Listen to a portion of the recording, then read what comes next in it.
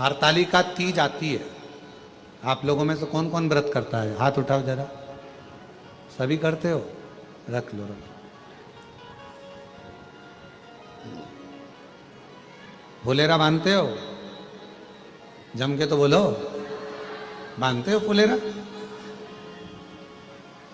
अब की बार हरतालिका तीज 26 अगस्त की है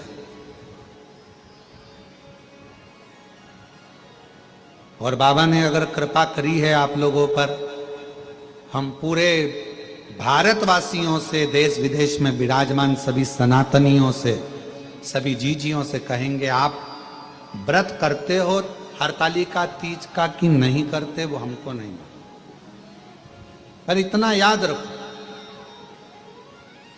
हरतालिका तीज का व्रत करने वाली माताएं तो फुलेरे का दर्शन करती ही हैं, पूजन करती ही हैं, पर जो बेटियां, जो माताएं, जो महिलाएं, जो स्त्रियां अगर हरतालिका तीज का व्रत नहीं भी करती हैं तो 5 फुलेरे का दर्शन जरूर करें और उन 5 फुलेरे पर 5 वृक्ष की पत्तियां अवश्य चढ़ाएं। आपकी मन की कामना पूर्ण जरूर हो, जरूर। 5 से ज्यादा कर सकते हो, 5 से ज्यादा 7 कर लो, 9 कर लो, 11 कर लो, पर 5 से कम ना करो, जरूर।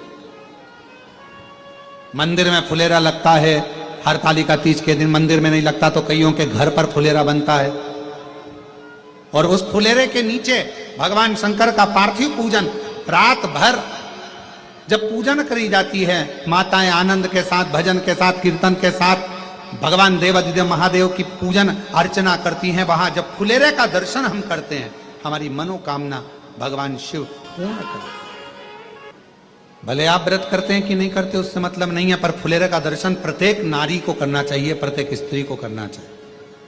किसी के घर में बंधा है वहां जाकर दर्शन करो। 5 वृक्ष, कोई से भी 5 वृक्षों की पत्तियां तोड़कर रख लो, दर्शन करने जाओ, चढ़ाओ, प्रार्थना करो।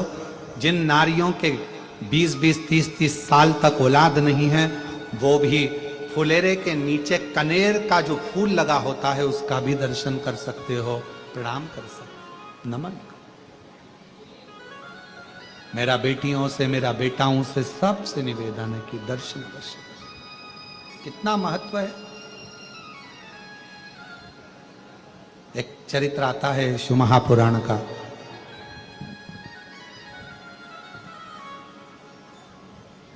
भगवान देवाधिदेव महादेव भगवान शंकर पार्वती जी को लेकर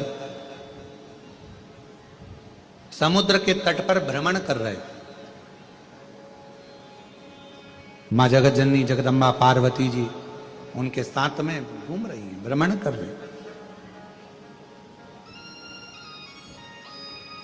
और मेरे भगवान भोलेनाथ, मेरे शिव, त्रिकालदर्शी, कैलाशी, अविनाशी भगवान शंकर, करुणा सागर, करुणा करने वाले भगवान देवाधिदेव महादेव भगवान शिव पार्वती जी को समुद्र के तट पर थोड़ी देर रोककर कहा कि पार्वती, मुझे भगवान नारायण की याद आ रही है और मैं दर्शन करने के लिए जा रहा हूं।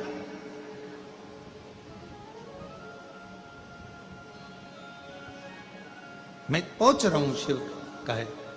पार्वती जी को समुद्र के तट पर छोड़ दिया। समुद्र के तट पर मां पार्वती जी रुक गई। बाबा देवाधिदेव महादेव भगवान शिव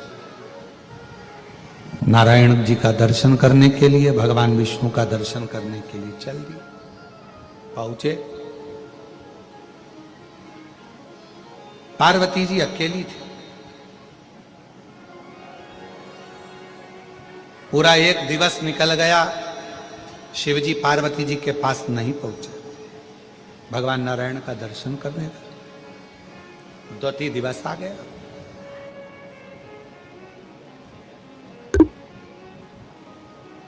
पार्वती जी को लगा कि आज हरतालिका है,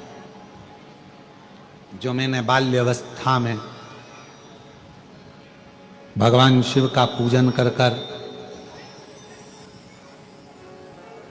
सब त्याग कर, मेरा एक नाम अर्पणा हो गया था, सब कुछ छोड़कर मैंने भगवान शंकर की आराधना करी थी।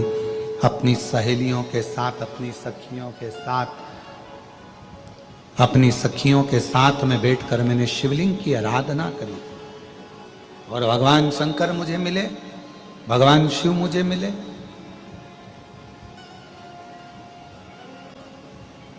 पार्वती जी को हरतालिका व्रत बहुत प्रिय है, बहुत। इसलिए शिव महापुराण की कथा कहती है, भगवान शंकर का चरित्र कहता है, जो हरतालिका तीज के दिन ये मां जगत जननी जगदम्बा अंबा माता पार्वती जी के ही मुख से निकली हुई वाणी और शिव जी के मुख से निकली हुई वाणी है, जो हरतालिका तीज के दिन जैसे मां जगत जननी पार्वती जी ने फुलेरे को बांधकर, फुलेरे का सुंदर स्वरूप बनाकर उसमें मुझे विराजमान कर कर मेरी आराधना करी थी, तो जो नारी, जो पुरुष, जो संसार का मनुष्य फुलेरे का दर्शन करता है, शिव कहते हैं मैं पार्वती के साथ उसका कल्याण कर देता हूं, उसका भंडार भर देता हूं।